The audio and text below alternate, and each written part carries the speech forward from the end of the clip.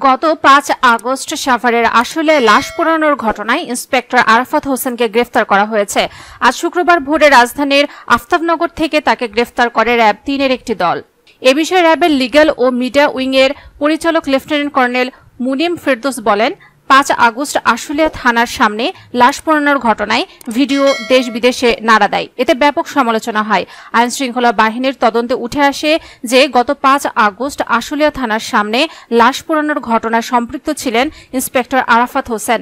এরপর আত্মগোপনে চলে যান তিনি। ওই ঘটনায় দায়ের করা মামলায় আজ রাজধানীর আফতাবনগর থেকে তাকে গ্রেফতার করা হয়েছে। সামাজিক যোগাযোগ মাধ্যমে একটি ভ্যানে লাশের স্তূপ করেছে পুলিশ, এমন একটি ভিডিও ভাইরাল হয়।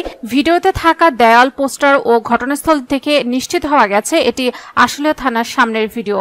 ভিডিওটিতে লাশের স্তূপ করা এক পুলিশ সদস্যকে দেখা যায়। পরে জানা যায় তিনি হলেন ঢাকা জেলা উত্তর গোয়েন্দা পুলিশের পরিদর্শক আরাফাত হোসেন। তার গ্রামের বাড়ি বরিশালে। প্রায় ২ বছর আগে ঢাকা জেলার গোয়েন্দা বিভাগে যোগ দেন তিনি। সেই ভিডিও ভাইরাল হওয়ার পর থেকে আত্মগোপনে চলে যান তিনি। বন্ধ ছিল মোবাইল ফোন।